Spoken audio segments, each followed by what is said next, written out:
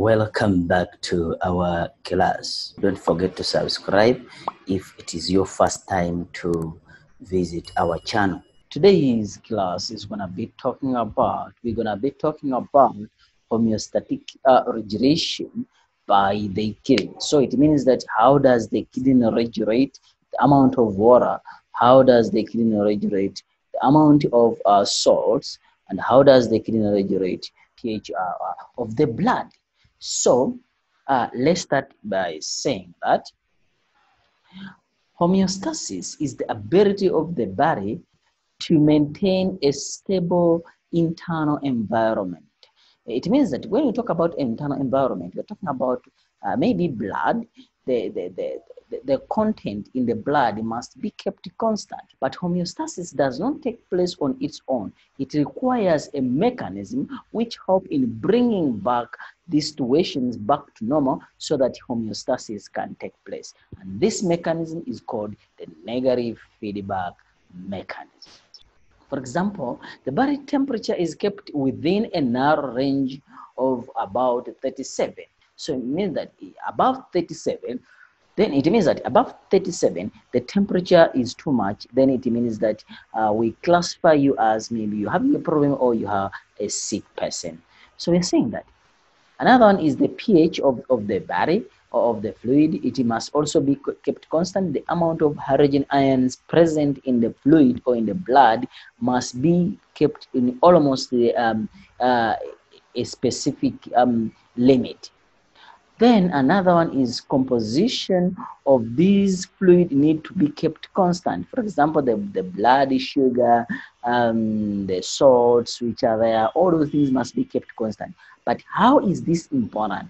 This helps for effectabolism to occur. The reactions which occur in the cell must take place effectively. If these things are not kept in a small limit or a small range or kept constant, then it means that these reactions in the cells will not occur effectively. The kidney is involved in three homeostatic mechanisms. The first one is regulation of pH of the blood. We're not going to see this one. The second one is regulation of water levels. That is what called the osmoregulation. We are going to see this one in detail. And then a regulation of salts level in the blood. And also going to see this one in detail. Let's start by regulation of water balance in the internal environment, what you call the osmoregulation. When blood has less water than normal, so it means that now if you are dehydrated, you don't have enough water in the blood, what happens? The hypothalamus, that is the part of the brain. Hypothalamus is stimulated. This is a part of the brain. Yes, it's stimulated. When stimulated, an impulse is sent to the pituitary gland to secrete more ADH. ADH controls the amount of water in the body. So antidiuretic hormone, is being released by the pituitary gland, which travels into the blood to the kidney. So what is the effect of ADH to the kidney? It increases the permeability of the nephron. The permeability of the nephron is increased. So if it is increased, it means that more water is going to be reabsorbed. Don't forget to use the word reabsorption. Yeah, more water is going to be reabsorbed back into the blood.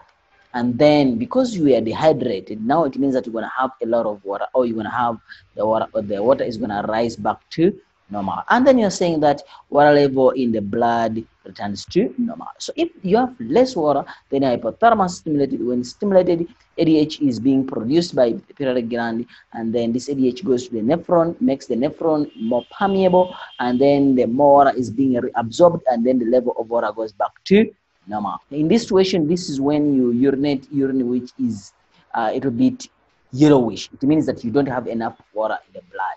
What about when the blood has more water, more than normal? So what is the blood supposed to do? So it's supposed to be brought back to normal. So hypothalamus is also stimulated again, and then impulse is sent to the pituitary gland so that it secretes less ADH. So if less ADH is secreted, it means that less is going to be in the blood, and then the walls of the nephron are going to become less permeable. So it means that it won't be reabsorbing too much water in the body. So more water is going to be lost as urine, and then less water is reabsorbed back to the blood, and then more is being passed to the what? To the urine. So water level in the blood returns to normal. So basically that's it. If more water is there, the hypothalamus is stimulated, and impulse is sent to the pituitary gland to secrete less ADH. If less ADH is being produced, less will be in the blood. The nephron will become less permeable. If it's less permeable, it means that less water is being reabsorbed, and then more is being lost as urine. This is the time when you urinate urine which is colorless. It means that you have enough water in the what? In the body. So here is a small illustration. So normal water levels in the blood. So what happens if the water level decreases? What will happen? The pituitary gland will secrete more ADH. If it secretes more ADH, it means that the permeability, yes, the permeability. Yes, you know that hypothalamus is stimulated, and then it instructs the pituitary gland to secrete more ADH. Then the permeability of the collecting duct and distal convoluted tubule increase. So the permeability of the nephron increases, and then more water is reabsorbed. More water is reabsorbed back to blood, and then it goes back to normal. What happens if you have too much water in the blood? And then we are saying that the pituitary gland stops secreting ADH or less ADH as a result of hypothalamus being detected and instructing the pituitary gland.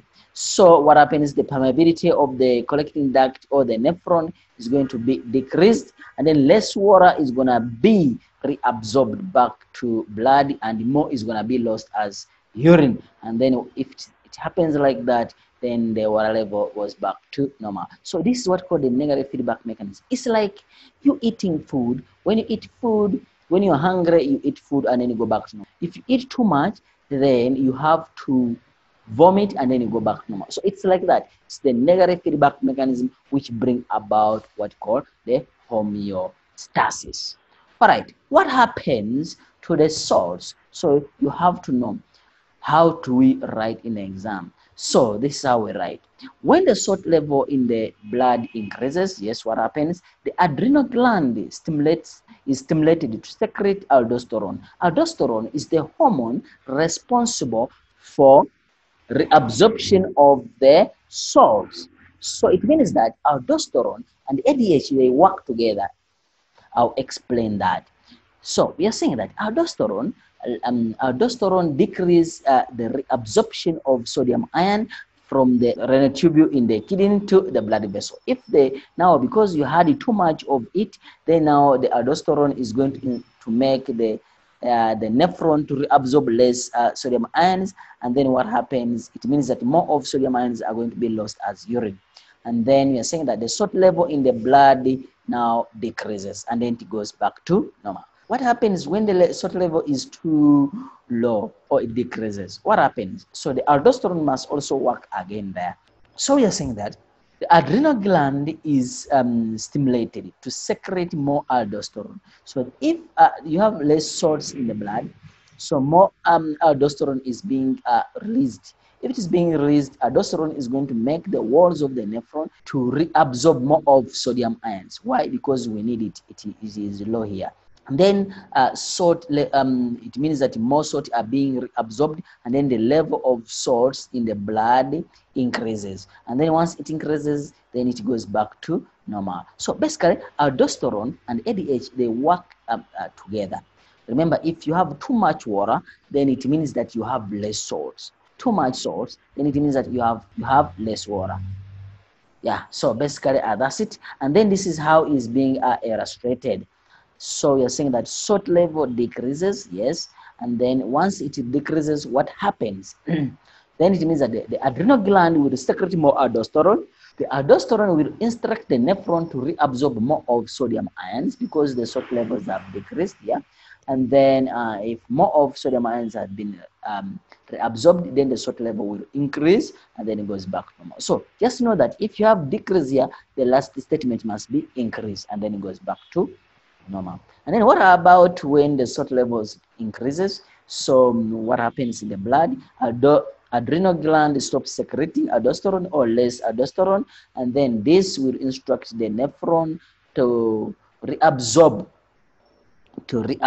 less of sodium ions, and then it means that the sodium ions will decrease and then it will go back to normal. So basically it's like that.